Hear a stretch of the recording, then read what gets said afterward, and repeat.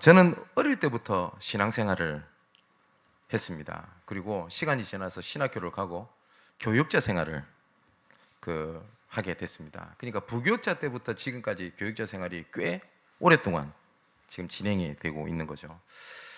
그런데 저는 남에게 말하지 못하는 그 깊은 내면의 갈등이 하나가 있었습니다. 그게 뭐냐니까 그리스도께서 십자가에서 모든 문제 해결하셨다라는 언약이 안 믿어지는 건 아닌데 사실상 제 삶 속에서 누려지지가 않는 겁니다. 분명히 예수님께서는 십자가에서 모든 문제를 끝내셨다라고 말씀을 하시는데 저는 사실상 문제가 너무 많더라고요. 갈등이 너무 많아요. 그래서 저는 신앙생활을 어떻게 생각을 했냐니까 참고 인내하고 버티고 고생하다가 어느 날 나중에는 영화에서 꼭 보면 마지막에 그 권투시합 할 때 주인공이 카운트 펀치 날려가지고 그 피투성이가 된 상황에서 겨우 승리하고 저는 신앙생활을 그렇게 생각을 했어요. 그러다 보니까 참고 버티고 이런 것에서 익숙한 겁니다. 경제적으로도 어렵지요. 현실적으로도 어렵지요. 그리고 가정과 가문의 문제는 계속 들이닥치지. 뭐 이루 말할 수가 없지 않습니까? 그러면서 상처받을 일은 얼마나 많은지 모르겠어요. 그러니까 교회 안에서 목회자들 사이에서 혹은 중직자들 사이에서 불신자들도 이렇게 안 하겠다라고 하는 모습도 이렇게 보이게 되고요. 그러다 보니까 미래가 불안한 겁니다. 그죠? 그러면서 내가 이 길을 가는 것이 하나님의 계획이 맞는지 막 이런 갈등도 오고 이렇게 돼요. 그래서 저는 이렇게 생각을 했습니다. 내가 복음을 몰라서 그렇구나. 내가 복음을 몰라서 그렇구나. 근데 이 말이 맞는 말인데 하나님의 성경을 부분적으로 본 거거든요. 하나님께서는 이스라엘 백성들이 언약을 놓쳐서 노예, 포로, 전쟁, 속구, 흩어짐을 당한 것은 맞습니다. 분명히 복음을 잘 못 붙잡아서 그랬어요. 맞아요. 그런데 그럼에도 불구하고 하나님께서는 자기의 자녀를 끝까지 언약의 여정으로 이끌어 가셨다. 그게 성경의 주제거든요. 근데 저는 어떻게 생각을 했냐니까 난 복음 몰라서 그래. 이렇게 생각을 했어요. 그러다 보니까 자꾸 다른 방법을 자꾸 찾아서 몸부림을 친 겁니다. 내가 모른다고 생각이 드니까 내한테 기준을 두니까 자꾸 내가 뭘 알아야 될 것 같고 이래야 될 것 같고 저래야 될 것 같고 이런 것들을 계속 제가 방황을 많이 이렇게 하게 됐습니다. 그러다가 하나님의 은혜로 말미암아 하나님께서 몇 가지 답을 보게 하셨어요.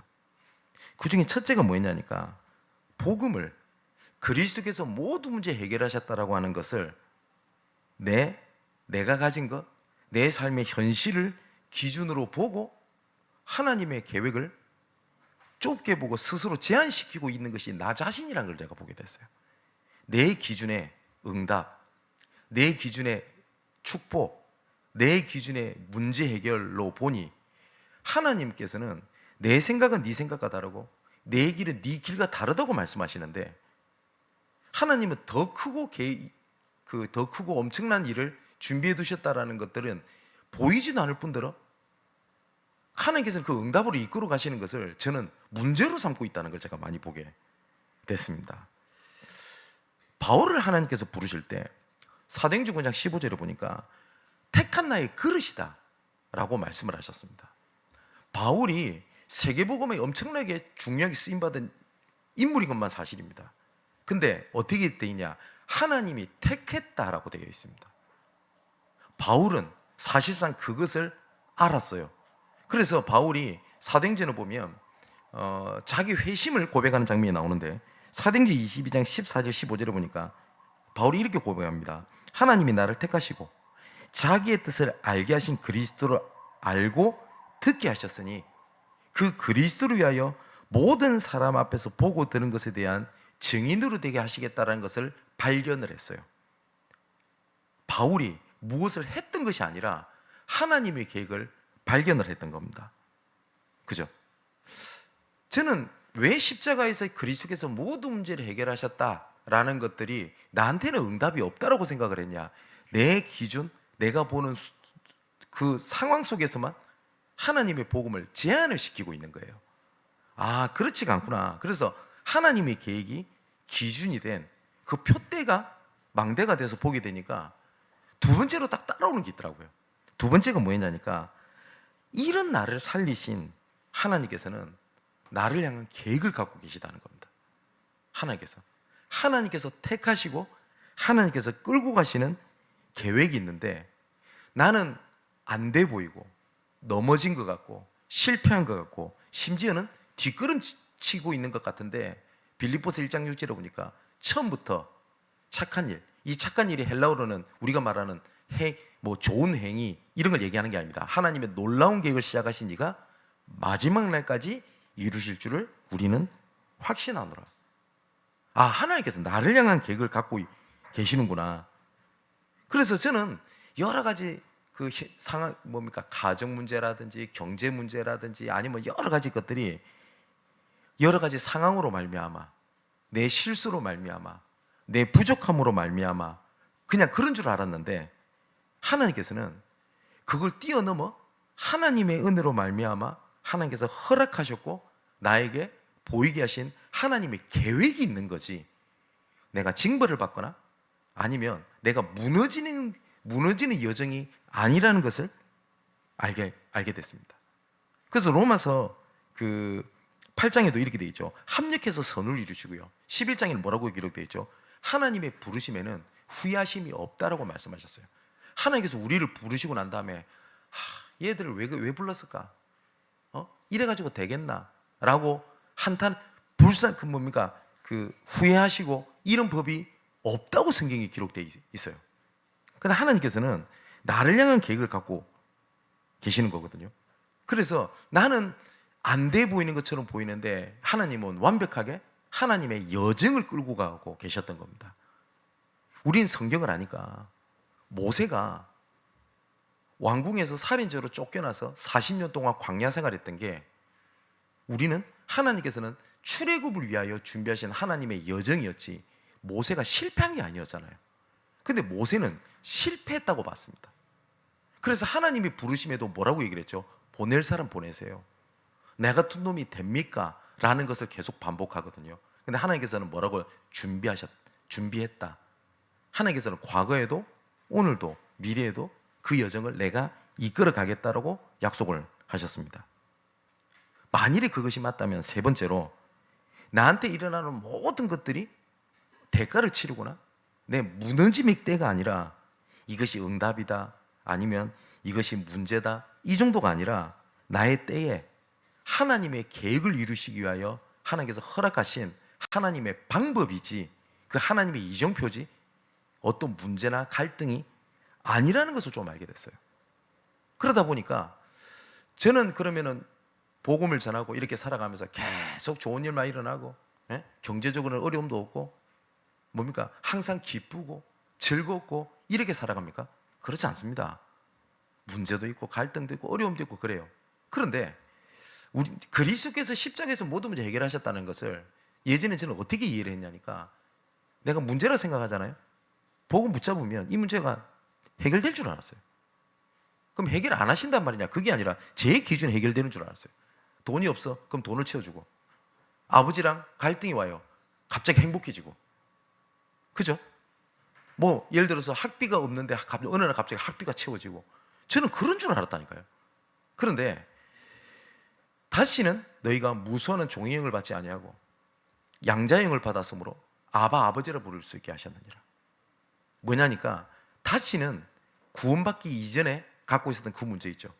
그것이 내가 하나님의 자녀가 되기 전에는 그게 문제가 되고 무너짐의 이유가 되지만, 내가 하나님의 자녀가 된 이후에는 어떤 것도 나에게 문제가, 갈등이, 저주와 재앙이 되지 아니합니다.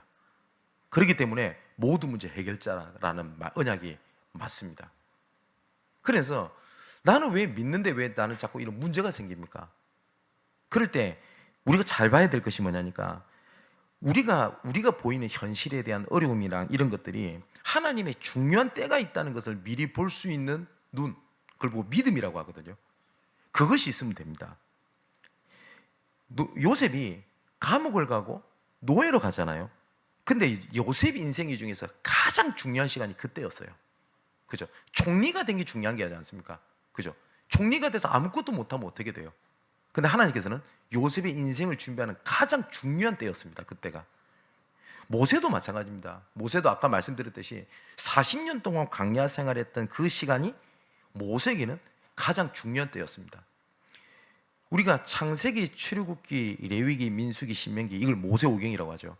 창세기를 모세가 저술했다고 모든 사람이 봅니다. 근데 모세가 언제 창세기를 기술했는지는 모릅니다. 그때는. 근데 많은 학자들이 어떻게 보냐니까 모세가 광야 시절 때 하나님께서 보게 하시고 기록하셨을 가능성이 있다라고도 학자들이 보거든요. 그렇다면 40년이라고 하는 그 엄청난 가장 어려웠을 때가 모세에게는요 가장 중요한 때였습니다. 바울도 그렇잖아요. 바울이 가장 힘들었던 때가 언제인지 아십니까? 감옥이 아닙니다. 바울이 아덴에서 사역을 실패를 하고 고린도로 내려왔을 때가 바울에게는 가장 심리적으로도요 무너졌을 때입니다. 혼자 딱 남았거든요. 실패했습니다, 사역을. 그죠? 그리고 그때 실패했던 또 부부를 만납니다. 브리스길라 부부. 쉽게 말하면 망한 사람이 만난 거예요. 상처 있고 망하고 실패했던 사람이 만난 게 된 거거든요. 그런데 1년 6개월을 바울이 고린도에서 머물게 됩니다. 이때가 로마로 가는 모든 발판을 준비하는 때가 되고요. 말씀드렸듯이 바울이 썼던 그 성경 중에서 제일 중요하고 제일 완벽하다고 하는 작품을 하나 만들어낸 게 있거든요. 그게 로마서입니다. 그 로마서가 언제 기술이 되냐? 고린도에 있을 때 바울이 기술을 하게 됩니다. 우리가 봤을 때는 실패입니다. 넘어짐입니다 라고 얘기를 하는데 하나님께서는 뭐라고 말씀하시냐? 최고 좋은 때라고 말씀을 하세요. 정말 그것이 맞다면 우리가 이렇게 해야 됩니까? 저렇게 해야 됩니까? 뭘 시작을 해야 됩니까? 라는 것들은 틀린 질문이라는 게 어느 날 보였어요. 아, 그게 아니구나. 하나님께서 나를 위해서 뭘 예비하셨는지를 발견하는 거지, 이거 해야 됩니까? 저거 해야 됩니까? 신학교를 갔으니까 이렇게 해야 됩니까? 저렇게 해야 됩니까? 어떤 책을 읽어야 됩니까? 어떤 현장을 가야 됩니까?가 아니라 하나님께서 나를 위하여 무엇을 예비해 놓으셨는지를 모든 순간에서 찾아내는 게, 그게 응답 중에 응답이고 축복 중에 축복이었습니다. 그래서 마태복음 13장에 보니까 예수님께서 천국의 비밀을 뭐라고 말씀하시냐니까 감추인 보화다 이렇게 말씀하셨어요. 감추어져 있다라고 얘기를 하시거든요. 그 중에 하나가 뭐죠? 그 소장농이 밭을 이렇게 캐는데 그 땅 밑에 보화가 숨겨져 있었잖아요. 그러니까 모든 사람들은 그냥 그런 밭인데 이 소장농에게는요 가장 가치 있는 밭을 본 겁니다. 그러니까 그 소장농이 그 밭을 사는데 내 인생을 걸잖아요. 많은 사람들은 바보라고 얘기했을 겁니다. 무능하다고 얘기를 했을 겁니다. 그런데 그것을 본 소장농은 내 인생을 걸었어요. 그걸 하나님께서 뭐라고 말씀하냐? 천국 비유, 복음이라고 말씀하셨어요. 그래서 고린도전서 1장 18절에 이 십자가의 도가 멸망받을 자들에게는 미련한 것이지만 구원 얻는 우리에게는 하나님의 능력이 됨이니라. 맞죠? 예배의 비밀을, 예배를 통한 복음의 비밀을 아는 사람에게는 예배만큼 가치 있는 게 없어요. 근데 그 가치를 모르는 사람에게는 다른 가치 있는 것보다 이것은 덜 가치가 있다고 생각을 하거나 아니면 소홀하게 생각할 수밖에 없어요. 그래서 예수님께서 직접 말씀하신 겁니다. 복음의 비밀은 뭐냐? 감추인 보화와 같다 라고 말씀하셨거든요. 자, 오늘 하나님께서 이렇게 우리에게 말씀하십니다. 1절에 보니까 그리스도께서 우리를 자유롭게 하려고 자유를 주셨으니 그러므로 굳게 서서 다시는 종의 멍에를 매지 마라 라고 말씀하십니다. 자유하게 되었으니까 다시 종이 짊어지는 그 일을 스스로 빠지지 마라 라고 말씀을 하셨습니다. 그러면 종의 멍에가 뭔지를 알아야 그 스스로 매지 않겠죠. 그죠? 그 종들이 보면요, 계속 그 가운데서 계속 익숙해져 버리면 그 상황이 더 편해집니다. 영적 문제에 잡혀가지고 시달리는 것들이 그 있잖아요. 그 자리가 훨씬 편해요. 제가 몇 번 말씀을 드렸죠. 제가 어떤 장로님이 그 간증을 하고 제가 들었어요. 부산에서 공장을 운영하시는 분입니다. 이분은 출장 같은 걸 많이 가니까 부산역에 노숙자들이 그렇게 많더래요. 불쌍하더랍니다. 그래서 그 사람들을 데리고 자기 공장에 취직을 시켜줬어요. 정상적으로 살 수 있도록 해준 거죠. 한 달, 두 달, 석 달 지나니까 그 노숙자들이 전부 다 나가버립니다. 다 도망가 버리고 어느 날 다시 출장 가는 길에 부산역을 갔더니 그 다 있더래요. 물어봤대요. 진짜 사람답게 살 수 있도록 기회를 줬는데 못하겠더랍니다. 이게 편하대요. 여러분, 종대에 있는 것들이 이것이 영원한 저주인지를 모르게 돼버리면 뭐 어떻게 되는지 그 스스로 들어가요. 하나님께서 이스라엘 백성들을 애굽의 종되었던 것에서 건져내셨거든요. 그러면 얼마나 감사할 일입니까? 근데 문제가 생길 때마다 이스라엘 백성들이 했던 얘기가 있습니다. 애굽으로 돌아가자. 애굽으로 돌아가자. 하나님은 너 돌아가. 너 필요 없어. 라고 말씀도 안 하셨어요. 뭐요? 스스로 애굽으로 돌아가자. 그래도 애굽에 갔을 때는 부추도 먹었고 마늘도 먹었고 불신앙도 구체적으로 하죠. 물도 먹었고 마음대로 고기도 먹었지 않냐. 돌아가자. 스스로 돌아가요. 근데 하나님께서는 오늘 말씀하신 겁니다. 자유케 하셨으니까 다시는 스스로 종의 멍에를 매지 마라 라고 말씀을 하시는 겁니다. 창세기 1장 27절 28절에 보면 하나님께서는 다른 피조물들과 다르게 하나님과 함께 할 수 있도록 하나님의 형상으로 우리를 창조하셨습니다. 하나님께서는 자기 형상 곧 하나님의 형상대로 사람을 창조하셨다라고 기록되어 있거든요. 그러니까 다른 모든 피조물들과 다르게 하나님과 소통할 수 있고 하나님과 함께 할 수 있는 유일한 존재로 우리를 만드셨다고요. 우리 인간을. 그런데 이 사단이요, 하나님과 함께하는 것을 자유함이 아닌 얽매임으로 만들어버렸어요. 그래서 이 사단이 뭐라고 얘기를 하냐? 하나님과 함께하는 것보다 네 스스로 할 수 있어. 너가 하나님처럼 될 수 있어 라고 사단이 속이게 된 겁니다. 그래서 하나님을 떠났어요.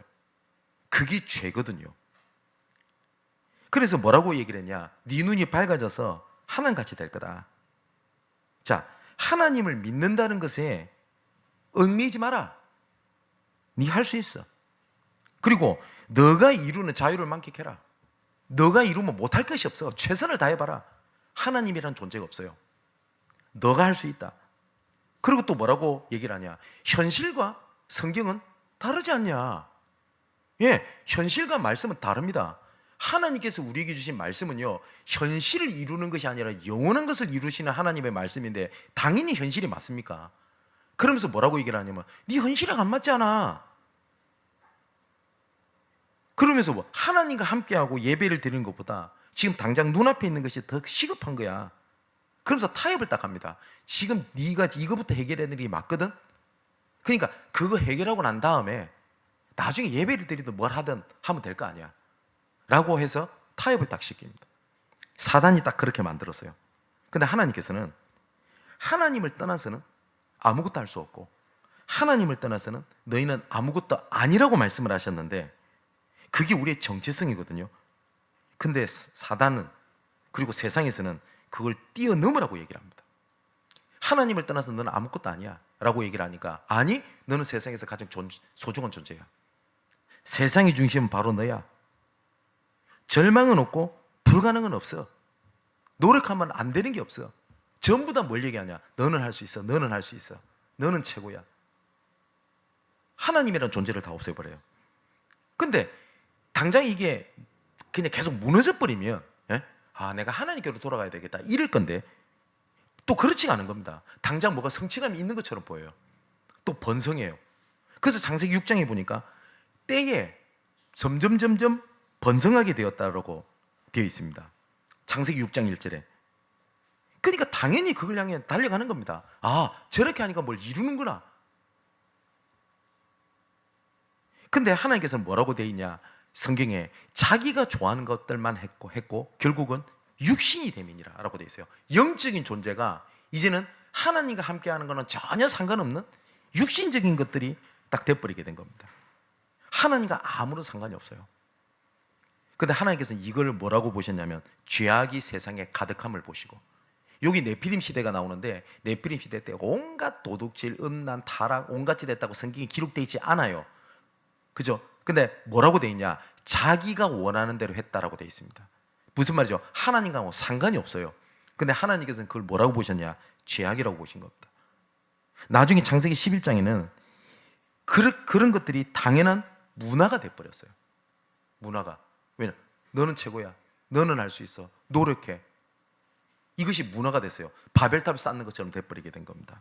여러분, 탑을 높게 쌓으면 높게 쌓을수록 뒤에 그늘진 그림자는 더 크게 집니다.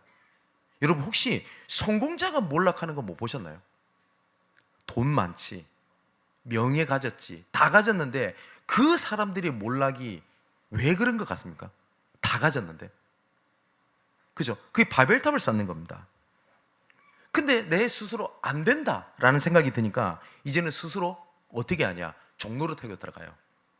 사도행전 13장의 무속, 16장의 점술, 19장의 우상, 내 스스로 거기 가서 엎드리는 겁니다. 내 스스로. 왜냐? 뭐가 도와줄 것 같거든요. 그래서 위험에 빠지면 예수님, 부처님, 공자님, 소크라테스님 온갖 다 나오잖아요, 그때. 그죠? 그러면서 뭐라고 합니까? 다 믿는다 안 합니까? 왜냐? 뭐라도 하나 얻어 걸려라는 거 아닙니까?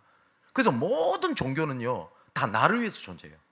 나를 위하여 도와주는 존재거든요. 근데 성경은 그렇게 말씀하고 계시지 않습니다. 하나님은 나의 필요를 채우시는 하나님이 맞긴 한데, 근본은 뭔가 합니까? 우리는 하나님의 자녀요. 우리는 하나님께 속해 있는 자입니다. 그렇기 때문에 응답 축복을 떠나서 하나님과 함께 해야 되고 하나님께 예배 드려야 될 존재가 우리 인간이에요. 그래서 우리가 왜 예배를 드리냐? 저는 예배 때 은혜가 안 됩니다. 예배 때 뭐가 안 됩니다. 예배 때 뭐가 분위기가 어떻습니다. 다 자기 기준이잖아요. 예배의 주인공은 하나님이십니다. 그잖아요. 여러분 부모님한테 부모님 모실 분위기가 안 돼요. 요새 사회적 분위기 아시죠? 부모 안 모십니다. 뭘 모셔요? 그 소리 하실래요? 그러면 그렇게 되면 그만큼 없잖아요. 욕을 할 수 없겠고. 그죠? 우리가 하나님 앞에 똑같은 얘기를 해요. 내가 은혜가 안 되고요. 뭐가 어떻고 다 자기 위주로 얘기를 해요. 그래서 또 뭐라고 하죠? 나 편하게 예배 드리고 싶어요. 편하게 예배 드리는 게 뭔데요? 다른 사람한테 부딪히기 싫어요. 그러면 부모님한테서 이렇게 해보세요. 부모님 키워줘서 고마운데 내가 하고 싶은 대로, 내 편한 대로, 내 위주로 모실게요. 그렇게 한번 얘기해 보실래요? 근데 우리는 하나님 앞에 그렇게 얘기를 해요. 편하게. 그래서 바벨탑을 이렇게 쌓게 되고 그게 종로릇대가 된 겁니다. 그래서 하나님께서는 지나갔던 모든 일들을 하나님께서는 나는 너와 함께 했어.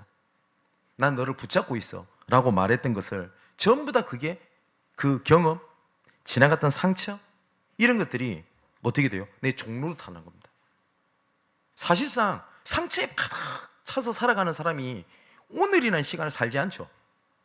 상처받은 과거를 끄집고 와서 오늘이라는 시간을 살잖아요. 그죠? 미래는 오지도 않았습니다. 미래를 끄집어 당겨서 상처를 기준으로 염려하고 있잖아요. 사실상 내가 상처의 종이지 않습니까? 상처의 노예잖아요. 자, 그러다가 어느 날 내한테 그것이 잡혀버립니다. 그걸 보고 영적 문제라고 얘기를 하거든요. 오늘 9절에 보면 이렇게 돼 있죠. 7절부터 보면 좋겠죠. 너희가 다름질을 잘하더니 누가 너희를 막아 진리를 순종하지 못하게 하더냐. 보고만이 다른 것을 계속 바라보고 달려가게 만드는 겁니다. 그 권면은 하나님이 부르신 얘기에 난 것이 아니지 않냐. 그러면서 9절에 이렇게 합니다. 적은 누룩이 온덩이에 퍼지느니라. 그 작은 불신앙 하나가, 작은 생각 하나가 모든 것을 다 무너뜨립니다. 우리가 생각으로 그러려니 하고 그냥 쉽게 넘어가는 불신앙이 어느 날 누룩이 온 덩이에 퍼지는 것 같이 모든 것을 다 무너뜨려 버립니다. 암이랑 같아요. 암세포가 굉장히 적은 양입니다. 근데 이 암세포가 온 몸을 다 장악을 하고 사람 생명을 빼앗아 가죠. 불신앙이 그렇습니다. 하나님과의 관계가 무너지니까요, 자꾸 다른 방법을 찾아요. 하나님이라는 존재가 아니라 자꾸 다른 것을 계속 찾습니다. 그래서 하나님 관계가 기준이 아닌 다른 것이 기준이 되니까요, 뭘 열심히 해야 된다고 착각을 하는 겁니다. 그래서 오늘 본문에 바울이 2절에 할례가 기준이면 그리스도께서 너에게 아무 유익이 없는 것이 아니냐. 그죠? 예를 들어서 내가 다른 것을 통해서 내가 무엇을 이룰 수 있다면 그리스도께서 죽으심이 헛된 거 아니냐. 왜냐? 하면 되는데. 3절에는 할례만 왜 말하고 강조하냐. 하나님의 율법은요 644개 혹은 645개라고 얘기를 하거든요. 그 율법을 전체를 행할 의무가 있고 다 지켜야지 왜 그것만 얘기하냐 라는 얘기입니다. 그래서 4절에 보고만이 다른 것에서 의롭다함을 얻으려 하는 너희는 그리스도에게서 끊어지고 은혜에서 떨어진 거 아니냐. 그죠? 자, 그래서 하나님께서는 말씀하십니다. 그리스도를 통하여 너희를 자유롭게 하셨으니, 그리스도를 통하여 자유롭게 하셨으니 자유를 누릴 수 있는 유일한 길을 하나님이 말씀하신 게 뭡니까? 그리스도만 바라보도록 말씀하신 겁니다. 자, 근데 하나님께서 자유롭게 하신 것들을 놓쳐버리고 이제는 스스로 종이 되어버리니까 어떻게 됩니까? 두렵거든요. 불안하거든요. 그러다 보니까 자꾸 내가 자꾸 찾아다녀요. 어떤 사람은, 예수 믿는 사람들은 저 어디 갑니까? 우상숭배로 가는 건 아니랄지라도 어떻게 하냐? 어떤 이런 분도 있습니다. 기도 받으러 막 계속 쫓아다녀요. 아, 저 사람 능력 있단다. 아, 저 사람 뭐 있단다. 한번 쫓아다녀요. 그래가지고 어떤 분한테 기도 받으면 병이 낫는다. 그런가요? 여러분, 진짜 말씀드려 봅시다. 하나님과 우리 사람 사이에 연결을 짓는 분은 분명히 디모데전서 2장 5절에 예수 그리스도 외에는 없다고 되어 있습니다. 여기 누가 들어가도 안 돼요.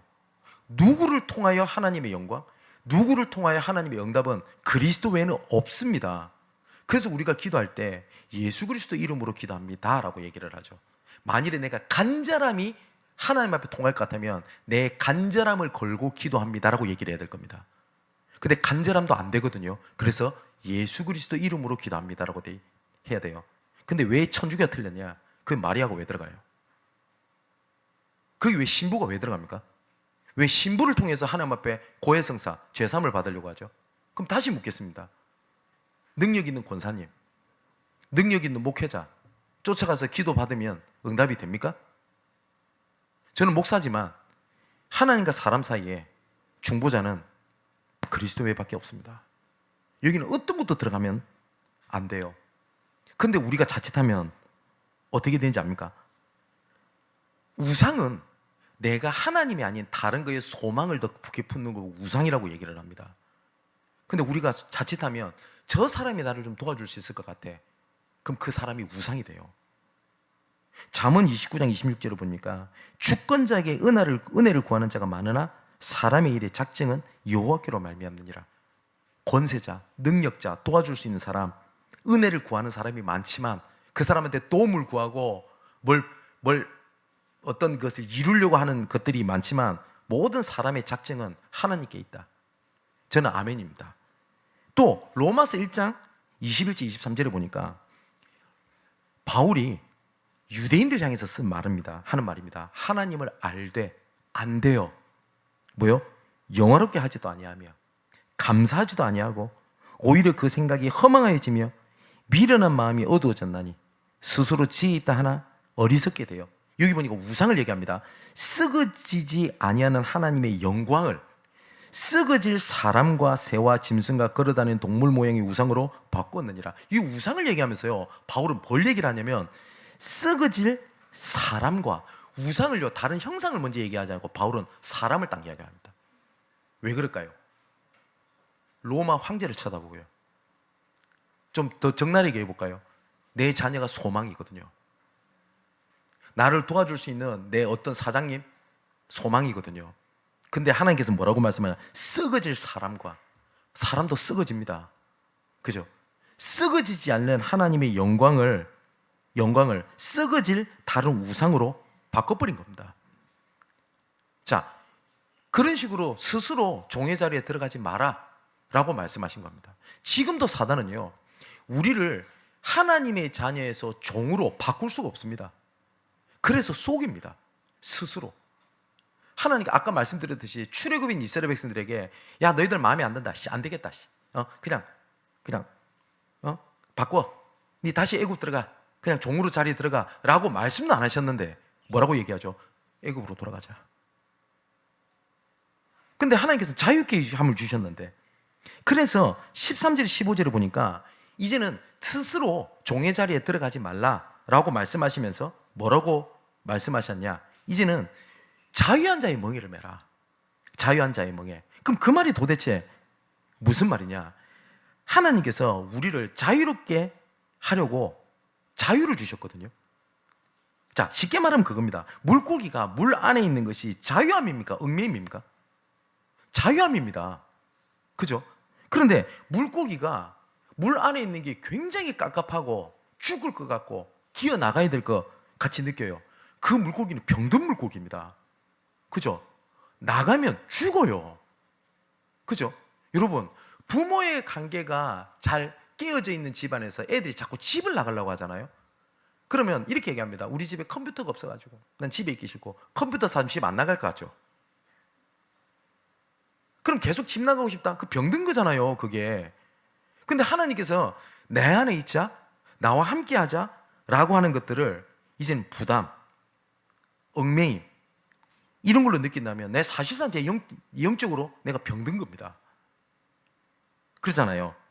그래서 하나님께서는 다른 것에 매여 종로릇하던 상태에서 자유케 하시려고 주신 그 사명, 그 멍에를 짊어지라고 말씀을 하신 겁니다. 결론에 말씀드리겠지만은 그 멍에는 쉽고 가볍다고 주셨어요.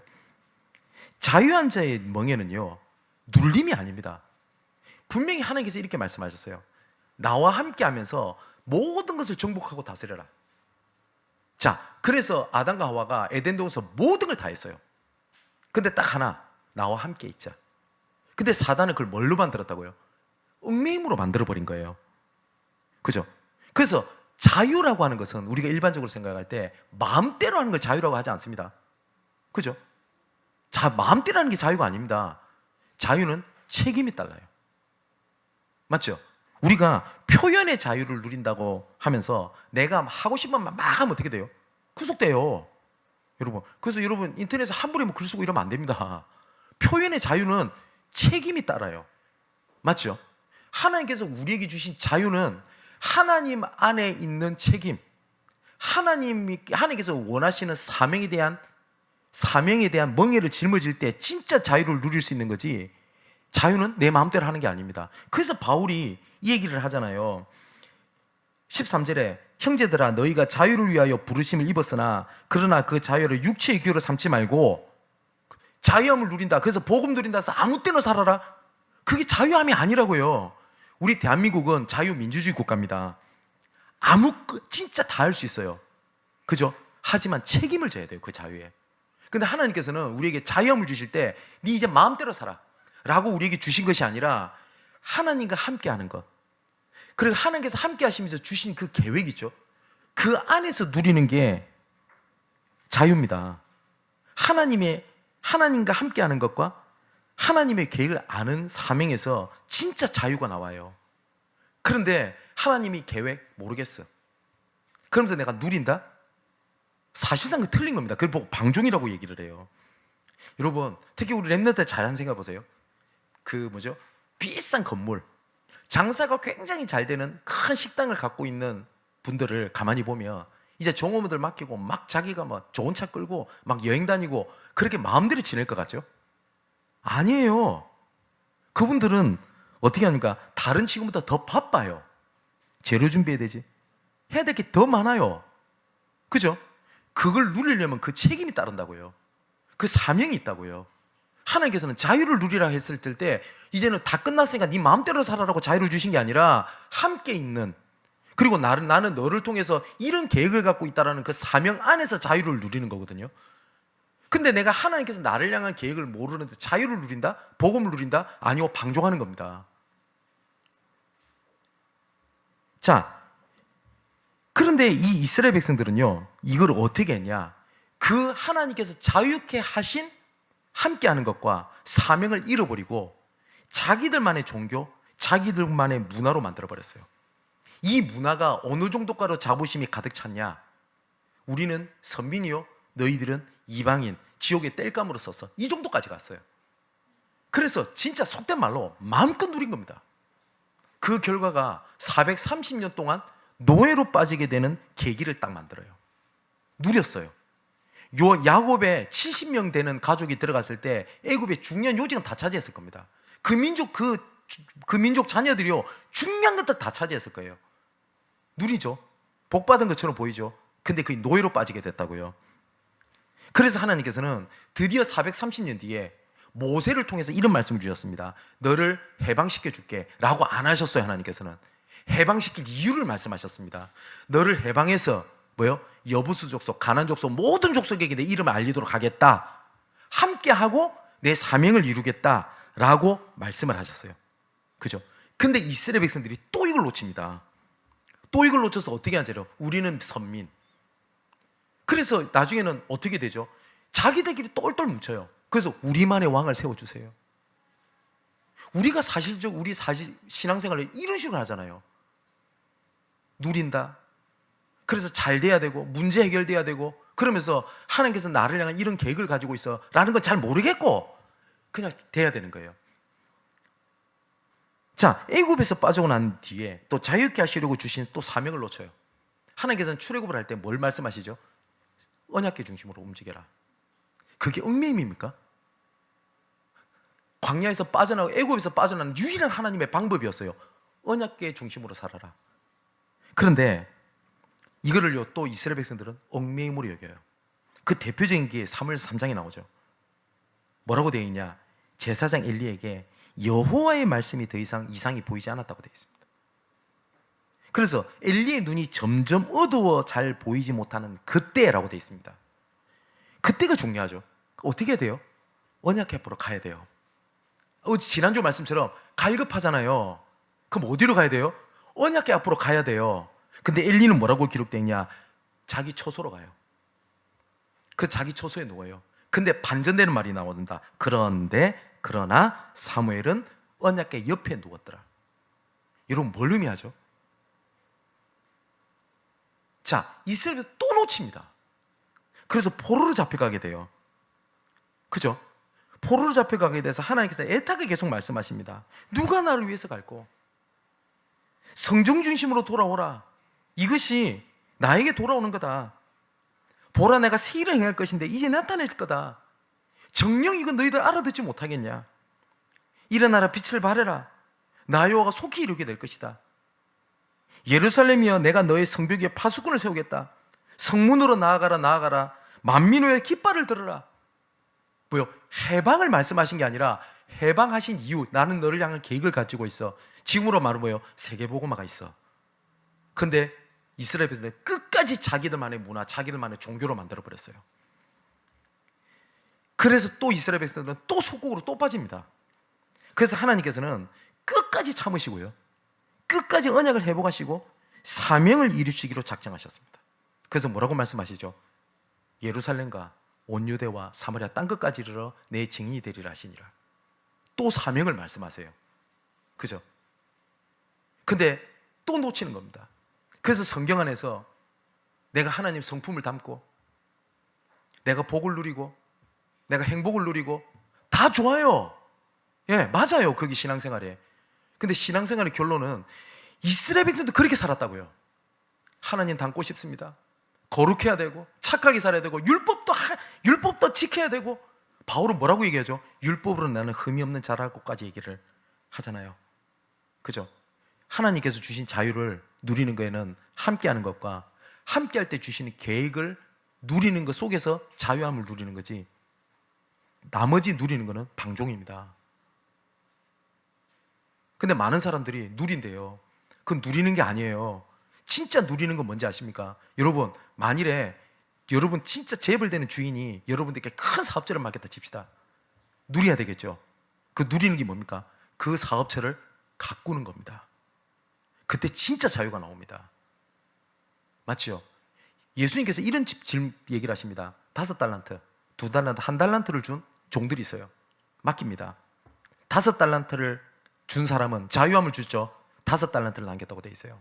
2달란트를 준 종에게는 2달란트를 남겼다고 되어 있습니다. 1달란트를 준 사람은 뭐라고 얘기를 하냐? 당신은 저 엄격한 자이기 때문에 이걸 잃어버리면 어떡하죠? 잘못되면 어떡하죠? 땅에 숨겨뒀습니다. 그래서 당신 걸 그대로 돌려드립니다. 받으세요. 그때 예수님 뭐라고 말씀하십니까? 이 악하고 게으른 종아, 그러고는 쫓아보내버리잖아요. 하나님께서는 복음에 대한 자유를 주셨습니다. 복음에 대한 자유를 네 마음대로 살아라, 네가 원하는 걸 해라라고 주신 게 아니에요. 나와 함께하는 것과 나를 향한 사명이 있어 라고 말씀하시는 겁니다. 그래서 결론을 맺겠습니다. 예수님께서 마태복음 11장 28절 30절에 보니까 수고하고 무거운 짐진 자들아 다 내게로 와라, 내가 너희를 쉬게 하겠다, 자유를 주겠다.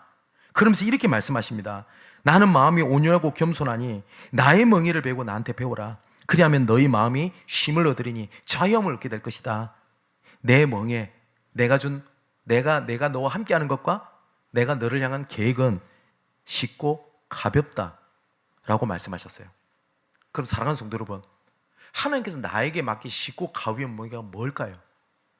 혹시 하나님께서 쉽고 가벼운 멍에를 직분으로 주신 것을 세상의 짐을 그대로 짊어지고 쉽고 가볍다는 까지 같이 짊어져서 이것도 안 되고 저것도 안 되고 자포자기에 있습니까?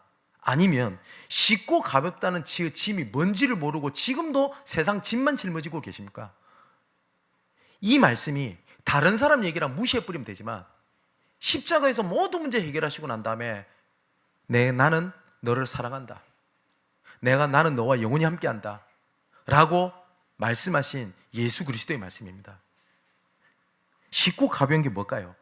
하나님께서 우리에게 맡기신 것이 있어요.